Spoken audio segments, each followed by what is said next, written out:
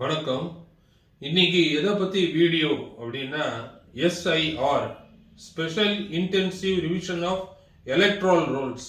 இந்த தேர்தல் நடக்க போகுது இல்லைங்களா? இன்னும் 5-6 மாசத்துல தமிழ்நாடு மாநில சட்டசபைக்கு.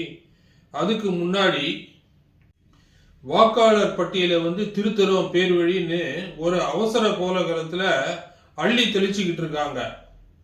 இதை எப்படி ஃபில்அப் பண்ணணும், ஏதா ஃபில்அப் பண்ணணும், எப்படி பண்ணக்கூடாது, எந்த விதமான ஒரு கைட்லைன்ஸும் கிடையாது.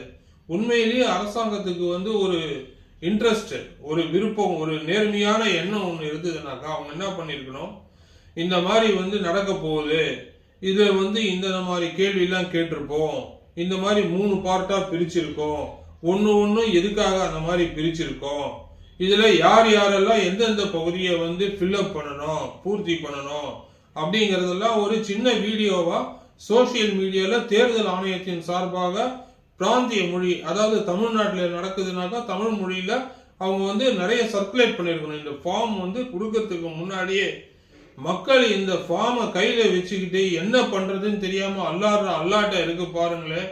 அது சொல்லி மாளாது. இதை வாக்குரிமைய மறைமுகமா பறிக்கிற ஒரு செயலா தான் இருக்கு. மேலே எழுதணுமா, கீழே கொடுக்கப்பட்டிருக்கிற 2 காலத்துல எழுதணுமா, என்ன எழுதுறது, புது வாக்காளராக இருந்தா எங்க எழுதுறது, ஏற்கனவே இருந்த வாக்காளராக இருந்தாக்கா எங்க எழுதுறது, ஒரே பெரிய குழப்பம். நான் உள்பட நிறைய யூடியூப் வீடியோஸை பார்த்தேன். ஒரு வீடியோல ஒரு மாதிரி சொல்றாங்க. அரசாங்கமே இதை செஞ்சிருக்கலாமே. தேர்தல் ஆணையத்தின் சார்பாக ஒரு கிளியர் கட்டா ஒரு வீடியோ ஒன்று வெளியிட்டு இருக்கலாம். அப்படி இல்லைனாக்கா இந்த ஃபார்ம்ஸ் எல்லாம் வீடா கொடுக்கும்போது தெளிவா ஒரு பேம்ப்ளெட் கொடுத்துருக்கலாம்.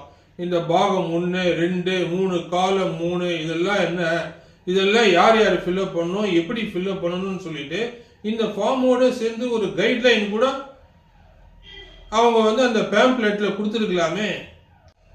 தேர்தல் காலத்துல மட்டும் உங்களோட ஜனநாயக கடமையை ஆற்றுங்கள், வாருங்கள் அப்படின்னு சொல்லிட்டு கூப்பிடுறாங்க, விளம்பரம் கூப்பிடுறாங்க, கொடுக்குறாங்க, டிவியில அறிவிப்பு கொடுக்குறாங்க. ஆனா அந்த ஜனநாயக கடமையை ஆற்றுறதற்கு ஒரு உயிர் நாடியா இருக்கக்கூடிய இந்த வாக்குரிமை, இதை சரியா மக்கள் தன் வசப்படுத்திக்கிறதுக்கு ஒரு முறையான வாக்காளர் நான் பண்ணக்கூடாதுன்னு சொல்லல. இதுல இறந்தவங்களா இருக்கட்டும், வீடு இடம் மாறினவங்களா இருக்கட்டும், வேற எதா இருந்தாலுமே போலி வாக்காளரா இருந்தாலும் நீக்கணும், நான் அதை சொல்லல. ஆனா பட் உண்மையிலேயே இந்த வீடியோ தொடர்பான உங்க வியூஸை கமெண்ட்ல சொல்லுங்க. நன்றி, வணக்கம்.